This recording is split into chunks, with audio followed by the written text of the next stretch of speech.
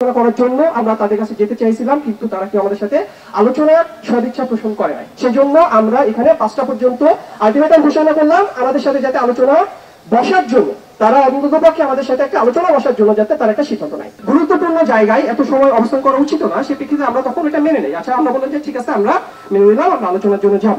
এত দীর্ঘ সময় বসে থেকে এটা আলোচনা, এটা রাষ্ট্রের জন্য একটা সমস্যা, তো সেই সমস্যাটা তারা চাই না, আমরা শুধু আলোচনা চাইছি। আসলে তারা এই যে দেখছেন পুলিশরা আমাদের ভাইদের উপরে টিয়ার শেল নিক্ষেপ করে এবং রাবার বুলেট নিক্ষেপ করে যে আহত করে রাখছে। তো আমি যখন এখানে আসলাম, আমি রাসেল ভাই, রোমান ভাই এবং তানজির ভাই, আমরা 4 জন পুলিশের একজন ডিআইজির সাথে কথা বলছিলাম। পুলিশের ডিআইজি আমাদেরকে আশ্বস্ত করতেছিল যে আমরা আন্দোলন আলোচনার জন্য যাতে আমরা 2 জন যাব, আমাদের 2 জনকে তারা ইনভাইট করতেছে।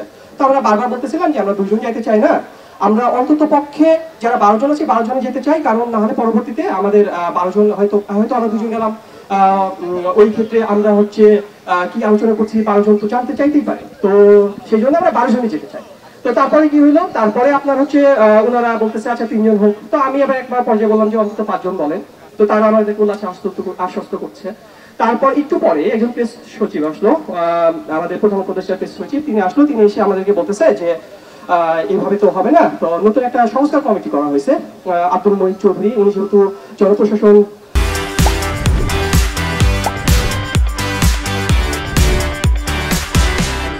সংক্রান্ত সংস্কার কমিটির প্রধান, তো আমরা যাতে তার সাথে কথা বলার জন্য প্রস্তুতি নেই, এবং তিনি আমাদেরকে বারবার বলতেছিল যে আপনারা তার সাথে আলোচনা করার জন্য আপনারা সিদ্ধান্ত নেন। তো আমরা প্রথমের দিকে একটু দ্বিমত পোষণ করলেও পরবর্তীতে আমরা যেহেতু আলোচনার মাধ্যমে আমরা দাবিটা বাস্তবায়ন করতে চাই, এবং এখান থেকে যেই ধরনের জনবিভাগ তৈরি হচ্ছে এবং এরকম একটা গুরুত্বপূর্ণ জায়গায় এত সময় অবস্থান করা উচিত না, সে প্রেক্ষিতে আমরা তখন এটা মেনে নেই। আচ্ছা, আমরা বললাম যে ঠিক আছে, আমরা মেনে নিলাম, আমরা আলোচনার জন্য যাব। তো আমাদের একটা রিকোয়েস্ট ছিল যে আপনারা আজকে, যেহেতু আমরা 3টার সময় কথা বলছি, 3টার সময় যেহেতু আলোচনা হলো, আমরা বললাম যে আমাদের সাথে আজকে তার একটু আলোচনা করার ব্যবস্থা করে দেন। আমরা একটু আলোচনা করি এবং আলোচনা করার পরবর্তীতে আমরা এখান থেকে আমাদের অবস্থান পরিবর্তন করে দেবো। তো তিনি তখন আমাদেরকে বলতেছে যে না, আমাদেরকেই নাকি এখন আব্দুল মহিদ চৌধুরী স্যারকে ফোন দিতে হবে। এখন বিষয় হইতেছে যে আমরা তো আমাদের এইটা তো ওনার কাছে এক্সেস যাওয়ার মতো খবর আমরা রাখি না। আর এখান থেকে যদি ফোন দিই, তাহলে এটা তো আমাদের আন্দোলনের দুর্বলতা প্রকাশ পায়। তো অ্যাটলিস্ট আপনারা আমাদেরকে তো এতটুকু সহযোগিতা করতে পারতেন।